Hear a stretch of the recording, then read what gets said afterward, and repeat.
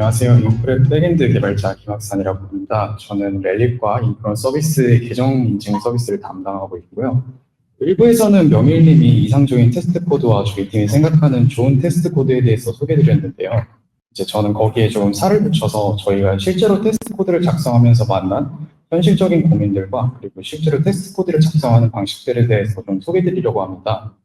그래서 1부에서는 회원가입에 대해서 단위 테스트부터 시작해서 통합 테스트까지 한번 작성해 볼 건데요. 그 과정에서 만나는 이런 무엇을 테스트할 것인지, 그리고 엣지 케이스는 또 어디까지 커버해야 되는지에 대한 고민을 한번 이야기해 보려고 합니다. 그리고 그 뒤로는 통합 테스트를 작성해 볼 건데, 통합 테스트에서 자주 등장하는 의존성들을 어떻게 다룰 것인지에 대해서 이야기해 보려고 합니다. 2부에서는 현실적인 고민에 대한 이야기를 해보려고 해요. 주로 시간에 관련된 내용인데요. 일정 내에 테스트 코드를 포함한 개발을 하기 위해서 저희 팀에서 그리고 제 개인적으로 어떤 방법들을 사용하고 있는지 소개드리려고 합니다.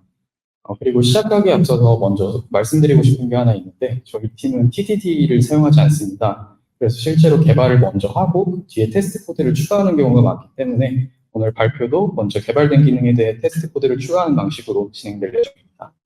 자, 그럼 시작해 보겠습니다. 먼저 테스트 코드 작성 대상이 될 회원가입 기능을 간단하게 구현해 볼 건데요.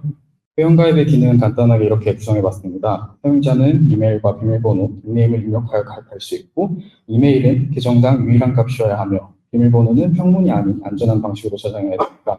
그리고 닉네임에 길이 제한과 이모지 사용 금지라는 제한이 들어가 있고요. 그래서 이걸 구현해 보면은 일단 컨트롤러 쪽에서 사용자 요청을 처리하고 이제 요청값을 받아 파싱해서 서비스 쪽으로 넘겨주게 됩니다. 그러면 오케스트레이터 역할을 하는 서비스 쪽 코드에서는 앞단에서 받은 사용자 요청값으로 주요 비즈니스 로직을 수행할 텐데요.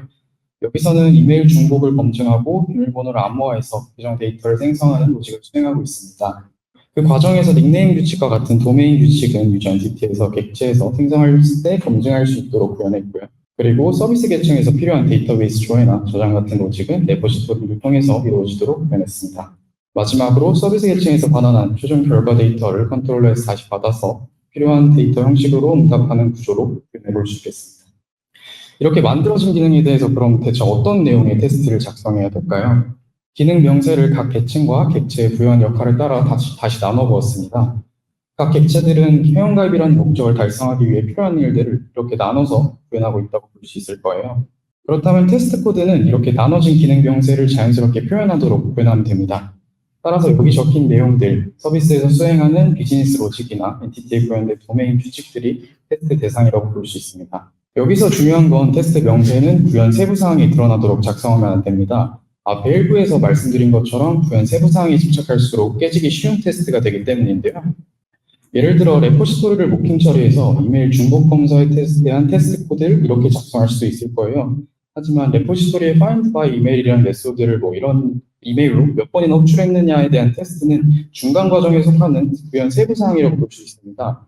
이렇게 구현 세부사항을 노출하고 검증하게 되면 깨지기 쉬운 테스트가 되기 때문에 이 예시는 좋지 못한 테스트 코드라고 할 수 있습니다. 만약에 구현부에서 find by email을 2번 호출한다고 해서 회원가입이 실패하는 결과는 달라지지 않을 거예요. 하지만 이렇게 검증한 경우에 호출 횟수가 달라졌기 때문에 테스트가 깨지게 되는 문제가 발생합니다. 대신 이렇게 구현 세부 사항보다는 이 기능이 어떤 사실을 포함하고 있는지에 대해 자연스럽게 읽히도록 검증하고 호출어의 최종 상태를 검증해야 리팩토링 대상이 높은 좋은 테스트를 작성할 수 있습니다. 앞에 구현 사항을 검증한 것과 달리 여기서는 find by 이메일을 호출하는지가 드러나지 않을 뿐만 아니라 해당 메소드를 몇 번이나 호출한다고 해서 결과가 달라지지 않았기 때문에 테스트가 통과함을 알 수 있습니다. 이렇게 테스트 명세는 항상 중간 과정이나 구현 세부 사항이 아닌 테스트하려는 메소드를 호출했을 때 변화하는 최종 상태나 출력 결과를 검증하는 명세를 작성해야 하는데요. 그렇다면 어떤 내용으로 테스트할지는 정해졌으니 어디를 먼저 테스트할지 결정해야 됩니다. 저는 작은 단위나 의존성이 거의 없는 영역부터 테스트를 하는 것이 좋다고 생각하는데요. 작은 단위에 대해서 테스트를 먼저 진행해두면 상위 레이어나 혹은 더 큰 단위에서 해당 코드를 사용할 때 거기에 대해서는 이미 검증한 내용이라고 보고 신경 쓸 필요가 없어지기 때문입니다. 그래서 테스트 작성 시에 신경 쓸 영역을 조금이라도 줄여보려는 시도라고 저는 생각을 하는데요. 그리고 주로 이런 영역은 단위 테스트가 가능한 영역입니다. 그리고 보통 이렇게 단위 테스트를 하는 영역은 도메인 규칙이나 복잡한 알고리즘을 담고 있는 경우가 많습니다. 따라서 이런 도메인 규칙을 다루고 있는 단위 테스트를 간단하게 구성하는 것이 좋은데요. 단위 테스트는 테스트 비용이 낮고 위준성이 없기 때문에 비교로 작성하기도 쉬운 편에 속하게 됩니다. 따라서 엣지 케이스들을 자세히 검증하는 게 좀 좋다고 생각을 하는데요. 여기서 첫 번째 고민이 등장합니다. 엣지 케이스는 도대체 어디까지 검증해야 되는 걸까요?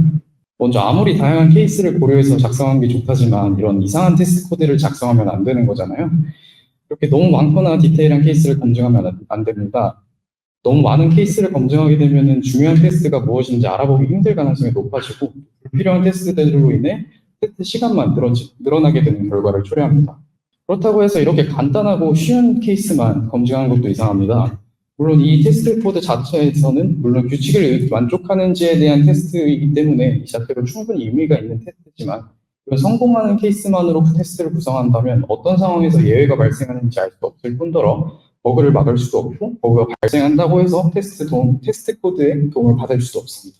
따라서 우리는 이 중간 지점의 영역에서 균형을 잡아야 하는데요. 이 중간 지점에 놓인 테스트들이라고 하면 양쪽을 둘 다 어느 정도 포함하고 있는 테스트들이라고 할 수 있습니다. 주로 경계값에 해당하는 값들에 대한 테스트라고 할 수 있는데요. 경계값 테스트는 말 그대로 경계에 있는 값들을 위주로 테스트하는 방식입니다. 특정 범위로 조건이 주어지면 양 끝의 값과 양 끝에서 아주 약간 벗어난 값들을 위주로 테스트하는 방식입니다. 예를 한번 들어볼게요.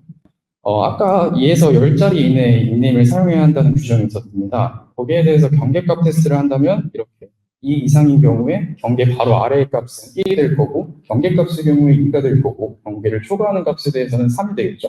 이렇게 한 자리, 두 자리, 세 자리에 대해서 길이를 검증하게 된다면 조금 더 효율적으로 테스트 코드를 작성할 수 있습니다.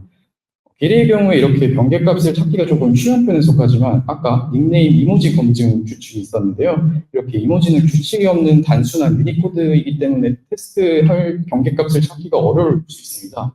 이럴 때는 존재 유무를 기준으로 하는 것도 하나의 방식이 될 수 있는데요. 이모지의 경우 이렇게 이모지를 포함하거나 이모지만 있거나 이모지가 없는 경우를 고려해서 테스트를 작성해 볼 수 있습니다. 또 경계값 테스트가 조금 애매한 경우도 있는데요. 이런 경우에는 랜덤 값을 만들어주는 라이브러리의 도움을 받아서 엣지 케이스를 한번 찾아볼 수 있습니다.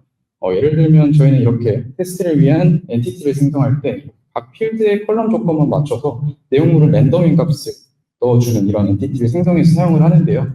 만약 이렇게 도메인 규칙에 맞고 규정에 맞는 데이터들을 만들어서 사용했는데 테스트가 깨지겠는다면 엣지 케이스가 발생한 것이고 따라서 버그를 미리 확인하고 수정할 수 있는 기회가 되곤 합니다. 이렇게 어떤 것들을 테스트해야 되는지 또 그리고 엣지 케이스를 어떻게 다룰 것인지에 대해서 단위 테스트로 알아보았는데요. 이제 통합 테스트로 넘어가 보겠습니다. 통합 테스트의 대상은 단위 테스트와는 다르게 주로 외부 이중성들과 결합되어 있는 경우가 대부분입니다. 따라서 어떻게 보면 통합 테스트는 이중성 관리와의 싸움이라고 할 수 있는데요. 먼저 회원가입 기능의 서비스 코드를 살펴보겠습니다. 여기에서는 두 가지 이중성이 존재했는데요. 하나는 유저 엔티티의 저장과 조회를 위한 레포지토리에 대한 이중성, 다른 하나는 자체 구현한 암호화 모듈에 대한 의존성입니다. 이런 의존성을 처리하는 방법 중 하나로는 일부에서 명예님이 소개해 주셨던 테스트 더블을 사용하는 방식이 있습니다. 예를 들면 이렇게 레포지토리에 암호화 모듈을 모킹하고 레포지토리를 모킹하는 방식으로 구현할 수가 있을 거예요. 하지만 아직까지는 테스트 더블이 필요한 상황이 아닙니다. 그 이유는 이 두 가지 의존성 모두 저희가 제어 가능한 거기 때문인데요. 의존성에 대해서 조금 더 자세히 살펴보겠습니다. 이 내용은 제 의견은 아니고 단위 테스트라는 책에서 발췌한 내용입니다. 의존성에는 이렇게 공유 의존성, 비공개 의존성, 그리고 프로세스 외부 의존성이 있습니다. 공유 의존성은 테스트 간에 공유되고 서로의 결과에 영향을 미칠 수 있는 수단을 제공하는 의존성, 그리고 비공개 의존성은 공유하지 않는 시스템 내부 객체 간의 통신을 의미하는 의존성이고 주로 구현 세부 사항에 속하는 경우가 많습니다. 프로세스 외부 의존성은 말 그대로 프로세스 외부에서 실행되는 의존성이라고 보면 됩니다. 대표적인 예로 데이터베이스가 있는데요. 여기서 비공개 의존성의 경우 매번 인스턴스를 생성해서 테스트 간 상태를 공유하지 않도록 쉽게 만들 수 있기 때문에 경해된 테스트가 가능할 뿐만 아니라 구현 세부 사항에 속하기 때문에 테스트 더블의 대상이 아닙니다. 따라서 단위 테스트의 관점에서 봤을 때 여기서 테스트 더블이 필요한 영역은 테스트 간의 공유 상태를 일으켜서 격리된 테스트를 방해하는 공유 의존성입니다. 공유 의존성의 예시로는 캐시나 데이터베이스 등이 있습니다. 만약에 공유 의존성이 프로세스 내부에 있다면 비공개 의존성과 마찬가지로 매번 새로운 인스턴스를 만들어서 생성한 방식으로 해결할 수 있습니다. 하지만 만약 공유 의존성이 프로세스 외부에 있다면 격리된 테스트를 만들기가 훨씬 복잡해집니다. 외부 시스템을 각 테스트마다 격리할 수 없기도 하고 외부 시스템의 변화에 따라 테스트가 깨질 수도 있기 때문인데요. 따라서 프로세스 외부에 있는 공유 유준성에 대해서 테스트 더블을 사용하는 것이 좋습니다. 프로세스 외부 유준성이자 공유 유준성의 대표적인 예시는 바로 데이터베이스입니다. 데이터베이스는 여러 상태들에서 여러 테스트들에서 상태를 공유할 수 있기 때문에 서로의 결과에 영향을 미칠 수 있는 공유 유준성이고, 시스템 내부에 있지 않기 때문에 프로세스 외부 유준성이라고 볼 수 있습니다. 여기까지 본다면 당연히 데이터베이스의 테스트 더블을 사용하는 것이 당연히 보이겠지만, 데이터베이스는 테스트 더블을 사용하기 적절한 예시가 아닙니다. 그 이유는 데이터베이스는 시스템 외부에서 접근이 불가능하고, 테스트하려는 시스템 내부에서만 접근이 가능하고 완전히 제어가 가능한 유한 세부사항이라고 볼 수 있기 때문인데요. 이렇게 전체를 제어할 수 있고 외부 접근이 차단된 유준성을 관리 유준성이라고 부릅니다. 이 관리 유준성과의 통신은 비공개 유준성과 동일하게 부연 세부사항이라고 볼 수 있고, 다른 부연 세부사항들과 마찬가지로 만약 여기에 테스트 더블을 사용하게 되면 리팩터링 내성이 낮은 그런 깨지기 쉬운 테스트가 될 가능성이 높습니다. 그 관점에서 회원가입 기능의 서비스 코드를 다시 한번 살펴보겠습니다.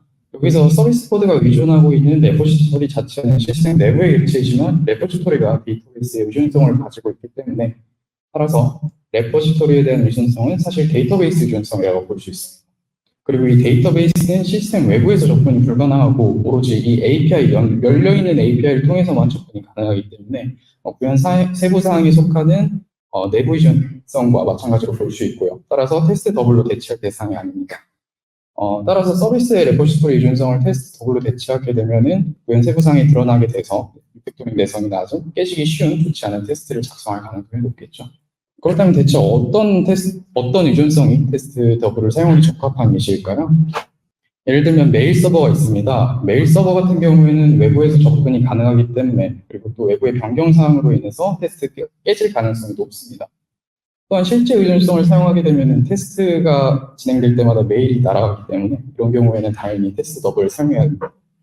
이렇게 외부에서 접근이 가능한 프로세스 외부 의존성을 비관리 의존성이라고 합니다. 그리고 이 비관리 의존성은 외부 시스템의 변화에 테스트가 영향을 받을 수 있기 때문에 테스트 더블의 대상이 됩니다.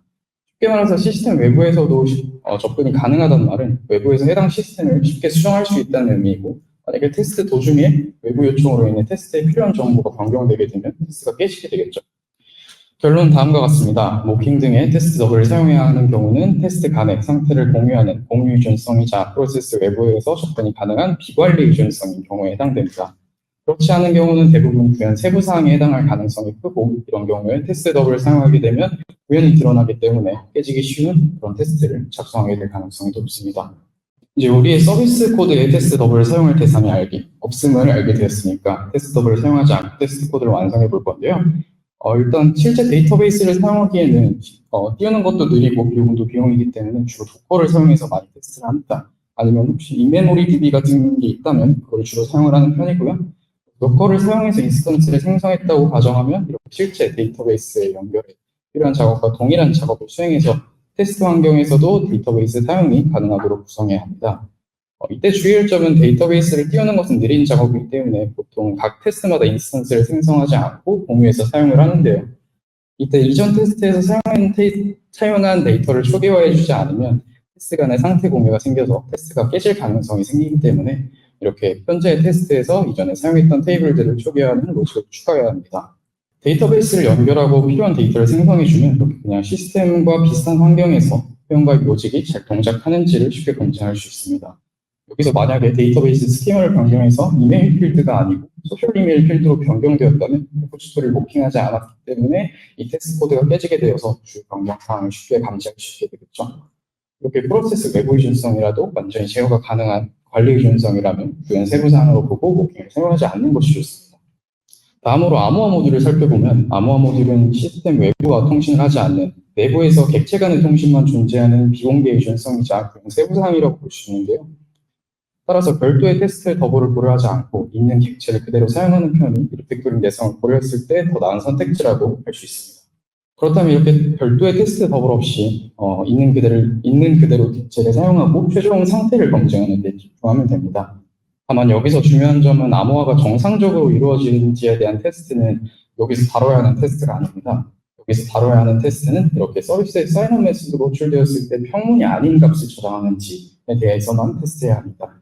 만약 이렇게 암호화 객체를 직접 사용해서 해싱한 후 원래 제공한 값이 맞았는지를 검증하게 된다면 서비스에서 이렇게 암호화의 구현이 드러나게 되어서 이와 마찬가지로 리팩터링 대상이 적은 좋지 못한 테스트가 될 가능성이 높습니다. 만약에 크립토 클래스의 방식이 아니고 다른 방식을 사용해서 암호화했다면 이 테스트가 깨지게 되겠죠. 그렇기 때문에 여기서는 평문이 아닌 값으로 저장되었는지만 확인하고 암호화나 비교에 대한 내용은 크립토 클래스 내부에 있어야 합니다. 네, 여기까지 테스트 코드에 대한 약간 예시를 소개드렸는데요. 지금부터는 2부 현실적인 고민에 대한 이야기를 해보려고 합니다. 이번에는 테스트 코드를 짜는 데 있어서 그런 고민들과 해결 방안에 대해서 이야기해보려고 해요. 사실 테스트 코드를 작성하는 것도 코드를 작성하는 것이기 때문에 꽤 많은 시간이 필요합니다. 그래서 아마 많은 분들이 시간에 대해서 기능치기도 바쁜데 대체 언제 테스트 코드를 짤 거냐 하는 그런 고민들을 한 번쯤은 해보셨을 거라고 생각을 해요. 그래서 이 시간이라는 문제는 크게 두 가지 관점에서 볼 수 있다고 생각합니다. 하나는 테스트 코드를 작성하기 위한 시간과 하나는 테스트 코드를 작성하는 시간이 확보되었을 때 테스트 코드를 작성하는 속도에 대한 관점인데요. 테스트 코드를 작성하기 위해서는 일정 내에 테스트 코드를 작성할 수 있는 시간을 확보해야 되면 물론이고 그 시간이 주어졌을 때 충분히 의미 있는 범위를 커버할 수 있는 그런 충분한 속도가 필요하게 되겠죠. 물론 이제 TDD를 한다면 개발 과정에서 자연스럽게 테스트 코드가 나오게 되겠지만 아직 테스트 코드에도 익숙하지 않은데 TDD를 바로 도입할 수는 없기 때문에 그런 고민들을 해결하기 위한 저와 그리고 저희 팀의 방식들을 한번 소개해 보려고 합니다. 첫 번째로 시간 확보에 대한 고민입니다. 시간 확보를 위해서 제가 사용하는 방식을 소개해 드리려고 해요. 저는 100의 시간이 주어지면 70의 시간, 70분짜리 코드를 만드는 데 쓰고 나머지 30의 시간을 테스트 코드를 작성하는 데 사용합니다. 예를 들어 만약 연관된 API를 5개 만들어야 된다면 하나를 굴러가게 만들고 테스트 코드를 작성하고 이를 반복하다가 5개 API가 어느 정도 완성이 되면은 그때 리팩토링과 함께 누락된 테스트를 작성하는 방식으로 일을 진행합니다. 여기서 70분짜리 코드의 의미는 일단은 기능 명세대로 제대로 동작은 하지만 어딘가 약간은 부족해 보이고 개선 사항이 눈에 그대로 보이는 그런 상태를 이야기합니다. 조금 더 설명드리자면 아마 에자일에 대해서 이야기하면서 이런 이미지를 많이 보셨을 텐데요. 자동차를 만들 때 바퀴부터 만드는 게 아니고 일단은 굴러가는 스케이트보드부터 만들어라 하는 그런 내용입니다. 코드 작성도 마찬가지로 일단 굴러가는 뼈대를 만들고 살을 붙이는 방식이 좋다고 생각을 하는데요. 여기서 저는 자전거 오토바이 사이에서 멈추고 테스트 코드를 짜는 걸 목표로 하고 있습니다. 전기 자전거 정도라고 볼 수 있을 텐데요. 그리고 시간이 남는다면 다시 돌아와서 테스트 코드를 짜서 그리고 기능을 추가해서 차를 완성하는 것을 목표로 하고 있습니다. 이 방법의 장점은 시간 확보뿐만 아니라 코드 개선도 동시에 진행할 수 있다는 점인데요. 테스트를 짜는 과정에서 기존 코드를 리팩토링하면서 더 나은 형태가 되기도 하고 실수로 놓친 기능이나 버그도 확인할 수 있는 기회가 생기게 됩니다. 그래서 결국 이렇게 테스트 코드를 동시에 짜면서 개발을 진행하다 보면 결국에는 80분짜리 코드의 결과물이 나오게 되더라고요. 그래서 테스트 코드 짜는 것에 익숙하지 않거나 TDD를 사용하지 않고 일정 시간 안에 테스트를 짜고 싶으신 분들은 이 방법을 시도해 보시는 걸 추천드리겠습니다. 사실 근데 테스트 코드의 절대적인 코드 양도 적지는 않습니다. 코드 양만 보면은 테스트 코드가 PR의 절반 이상을 넘어가는 경우도 많은데요. 이걸 생각해보면 사실 30의 시간에 70의 시간 동안 짠 코드 혹은 그 이상을 테스트하려는 게 부담이 될 수 있을 거예요. 하지만 요즘 이걸 가능하게 만들어주는 게 있죠. 바로 AI입니다. 코파일럿 같은 AI 자동 완성 도구나 GPT를 잘 활용하면 구조화된 테스트 위에 명세만 적음으로써 테스트를 구현할 수 있습니다. 어떻게 보면 저게 뭐야 하실 수도 있고 보안 문제는 어쩌나 하실 수도 있는데 개인적으로는 저걸 사용하고 나서 생산성이 비협적으로 증가했습니다. 그래서 사실 요즘에는 테스트를 처음부터 끝까지 제가 다 작성하기보다는 LLM이 이렇게 잘 해석할 수 있도록 테스트 명세를 잘 풀어서 쓰고 또 규격을 통일해서 좋은 코드가 생성될 수 있도록 노력을 기울이는 편입니다. 게다가 이렇게 하면 코드의 구현에 집중하기보다는 명세를 조금 더 논리적이고 명확하게 작성하고 그리고 컨벤션에 맞는 코드를 유지하는 집중할 수 있기 때문에 LLM뿐만 아니라 사람에게도 더 읽기 쉬운 코드를 만드는 데 도움이 많이 된다고 생각을 하는데요. 물론 이제 중요한 거는 AI도 사람처럼 이상한 코드를 짜줄 수 있기 때문에 테스트 코드가 명세에 맞게 잘 짜졌는지 항상 더블 체크해서 검증하는 습관을 들여야 합니다. 두 번째 고민입니다. 테스트 코드를 짜는 속도에 대한 고민인데요. 이 고민을 해결하기 위해서 생각해 봐야 될 건 대체 어디까지 테스트할 것인가에 대한 문제라고 생각해요. 테스트하려는 범위가 너무 넓으면은 당연히 시간이 너무 오래 걸릴 거고 그렇다고 너무 좁게 잡으면은 충분히 의미 있는 테스트를 작성하지 못하게 됩니다. 그래서 저는 가성비 있는 테스트를 하시라고 말씀을 드리고 싶은데요. 여기서 말하는 가성비 있는 테스트는 이 그림의 2, 4분면과 4, 4분면에 속하는 테스트입니다. 이 그림 또한 단위 테스트라는 책에서 가져온 내용인데요. 해당 책에서는 이렇게 2, 4분면과 4, 4분면에 속하는 영역, 도메인 모델과 알고리즘을 담고 있는 영역과 컨트롤러, 오케스트레이터의 영역을 테스트하는 것을 권장합니다. 아까 보여드린 컨트롤러 서비스 레포지토리 구조에서는 주로 저 컨트롤러가 서비스의 역할이 되겠죠. 여기서 1, 4분면은 너무 복잡하기 때문에 테스트가 아니라 리팩토링 대상이라고 얘기를 하고 3, 4분면은 너무 간단한 로직이기 때문에 테스트가 할 가치가 없다고 이야기를 해요. 예를 들면 앞에서 레포지토리에 대한 테스트는 생략을 했는데요. 그 이유는 이 3, 4분면의 간단한 코드 영역에 속한다고 생각했기 때문입니다. 너무 명확하고 간단하고 물론 중요한 의존성을 가지고 있지만 그 영역마저 상위 레이어에서 한번 호출하는 것으로 후보가 됩니다. 물론 이제 쿼리가 복잡해지면 당연히 여기에 테스트를 작성해야겠지만 아직까지는 그리고 예시로 보여드린 코드는 아니었기 때문에 이 영역에 대해서는 테스트를 작성하지 않았습니다. 반면에 1, 4분면에 속하는 지나치게 복잡한 코드는 중요하지만 테스트가 너무 어렵습니다. 의존성이 너무 덕지덕지 붙어있기도 하고요. 그래서 이 영역을 리팩토링해서 2, 4분면과 4, 4분면의 코드로 보내야 하는데요. 일부 발표에서 명일님이 보여주신 것처럼 의존성이 있는 코드들을 밖으로 빼내서 순수함수 영역을 넓히는 게 이렇게 계층을 넓히거나 계층을 분리하는 방식을 생각을 해볼 수 있습니다. 가성비 있는 테스트를 작성하기 위해서는 이렇게 2, 4분면과 4, 4분면에 해당하는 이 영역을 집중적으로 공략해야 합니다.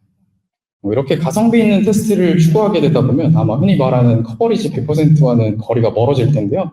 개인적인 생각으로는 커버리지 100%가 그렇게 크게 의미 있다고 생각하지 않습니다. 낮은 커버리지는 당연히 경계 대상이고 계산해야 될 대상이 맞지만 100%까지 육박하는 아주 높은 수치에 집착하지 않아도 된다고 생각을 해요. 왜냐하면 커버리지는 좋은 코드를 증명하는 그런 수치가 아니고 테스트가 되지 않은 영역을 파악하기 위한 도구이고 커버리지 100%라고 하더라도 거기에 좋은 테스트로 채워졌는지에 대해서는 항상 의문이 있기 때문입니다. 아주 간단한 예로 이 테스트 코드는 이 코드의 모든 라인과 분기를 통과하기 때문에 커버리지가 100%입니다. 그렇다고 해서 이렇게 모든 결과를 예측할 수 있다거나 버그에서 안전한 것은 아닙니다. 물론 여기에서는 타입스크립트 언어의 도움을 받아 이런 버그 능변을 방지할 수 있겠지만 사용자 입력값을 넣는 경우는 어떨까요? 대부분의 버그는 사용자 예측할 수 없는 입력값으로 인해 발생하고 이렇게 커버리지가 100%라고 하더라도 항상 커버되지 못한 엣지 케이스가 드러나기 마련입니다. 또한 커버리지가 100%라고 해서 좋은 테스트만으로 구성되었다고 보기는 어려운데요. 만약에 데이터베이스를 포함한 외부인 준성을 전부 모킹 처리해서 쉽게 테스트 커버리지 100%를 달성할 수 있지만 저는 그런 경우에는 좋은 테스트가 아니라고 생각을 합니다. 따라서 높은 커버리지에 집착하기보다는 앞서 말씀드린 가성비 있는 테스트를 위주로 진행하시는 권장드리고 싶습니다.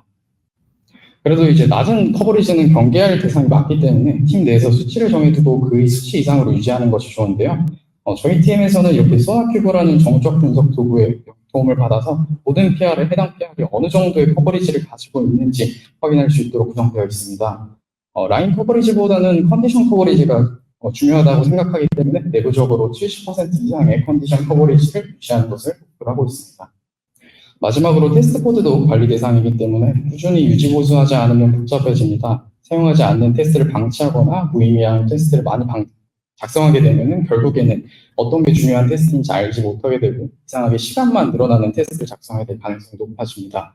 또 테스트 구조 자체도 복잡해지기 때문에 테스트 코드를 작성하는 시간 자체가 늘어나곤 하는데요. 따라서 불필요하거나 사용하지 않는 테스트는 눈에 보이는 대로 지워주는 것이 좋습니다.